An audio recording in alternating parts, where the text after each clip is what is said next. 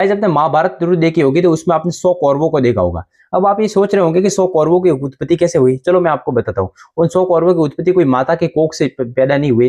चलो इसके पीछे कहानी मैं आपको बताता हूँ। गाइस माता गांधारी का कोई भी बच्चा नहीं हो रहा था, इनकी कोई भी संतान या वारिस नहीं। इसलिए इस बात को लेकर माता गांधारी, स्वयं राजा और पूरी प्रजा बहुत ही ज्यादा चिंतित थी कि इस नगरी का वारिस कौन होगा, यहाँ का सम्राट कौन बनेगा। इस बात पर माता गांधारी बहुत ही उदास हो गई और उन्होंने भगवान शिव जी की और अलग अलग प्रकार की तपस्या और साधना की। इस बात पर वो उन्होंने थोड़े दिनों के बाद वो गर्भ धारण किया और पूरे राज्य में माहौल हो गया। पूरे गांव में पूरे जितना भी राज्य था वहां पर मिठाइयां बांटी गई। लेकिन जब 2 वर्ष के बाद, यानी 1 वर्ष के नहीं, 9 महीनों के बाद नहीं, पूरे 2 वर्ष लगे। उसके बाद माता ने गर्भ से बच्चे, जब उत्पत्ति का समय आया तब बच्चा नहीं आया बल्कि एक बड़ा सा मांस का टुकड़ा आया। यह देखकर राजा दंग रह गए, पूरी प्रजा दंग रह गई और पूरी प्रजा में क्लेश यानी डर का माहौल फैल गया कि ऐसा कैसे हो सकता है।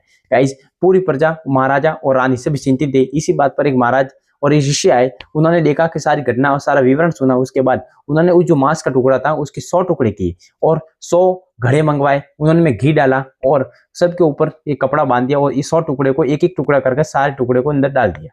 ये प्रत्येक घड़े में एक टुकड़ा डाल दिया। 9 महीनों के बाद उन घड़ों को एकदम सुरक्षित रखा। 9 महीनों के बाद उस घड़ों को वापस बाहर लाया तो उनमें से सब कैसे एक एक पुत्र प्राप्त हुआ। गाइस ऐसे हुई थी कौरवों की उत्पत्ति। गाइस हमारी इन्फॉर्मेशन कैसी लगी, लाइक शेयर और सब्सक्राइब। मिलते हैं नेक्स्ट वीडियो पे। जय हिंद, जय भारत।